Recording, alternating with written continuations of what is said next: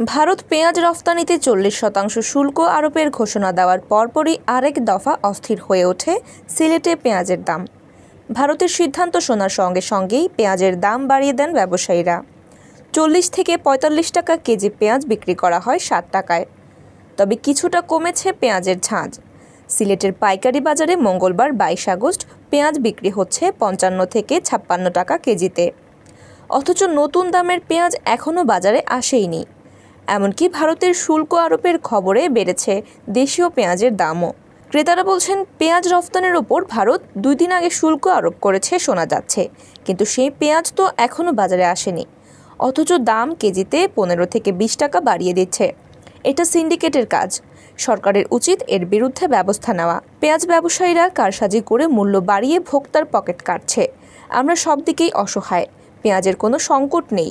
2 দিনের ব্যবধানে কেজিতে এত টাকা কিভাবে বাড়ে? কালীঘাট এলাকার ব্যবসায়ী নীলাঞ্জন দাস টুকু বলেন, ভারতের বিভিন্ন অঞ্চলে বন্যায় ফলন নষ্ট হওয়ায় এবং পরিবহন ব্যয় বৃদ্ধির অজুহাতে চলতি মাসের শুরুর দিকে রফতানি মূল্য বৃদ্ধি করে সেখানকার পেঁয়াজ সরবরাহকারীরা।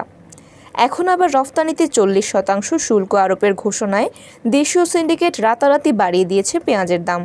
সেই পেঁয়াজ এখনও বাজারে আসেনি। একদল অসাধু ব্যবসায়ীরা সিন্ডিকেটের মাধ্যমে দাম বাড়িয়ে দিয়েছে। 1 সপ্তাহ আগে যে পেঁয়াজ 40 টাকা থেকে 45 টাকা কেজিতে বিক্রি করা হয়েছে, তা 2 দিন আগ পর্যন্ত 60 টাকা কেজিতে বিক্রি করা হয়েছে। তবে দাম কিছুটা কমেছে। 55 থেকে 56 টাকা কেজিতে বিক্রি করা হচ্ছে পেঁয়াজ।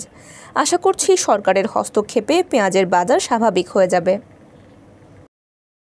এই সপ্তাহে হঠাৎ করে গত পরশু দিন ইন্ডিয়ান সরকারের 40% ট্যাক্স বাড়াই দিয়েছে। এই ট্যাক্স বাড়ানোর কারণে এখন হঠাৎ করে একটু বাজার আপ হয়েছে। এখন ব্যাপারীপত্র 60 টাকা, আর আগর মাল যারা আছে তাই কিছু কম বেশ করে দিতে 55 টাকা 58 টাকা এগুলো বিক্রি করে। আর নতুন যা মাল আছে সব 60 টাকার ফটা। আজকে তারা 65 টাকা, কারণ তো এটা বুঝবাইলাম না, এটা তারা আমদানি অন্য মাল জায়গাত মুকামো দাম বাড়াই। পেঁয়াজ বেশিছি আমরা দরকা 50-52, আর আজকে বেশি 65, 63-65 হলাম।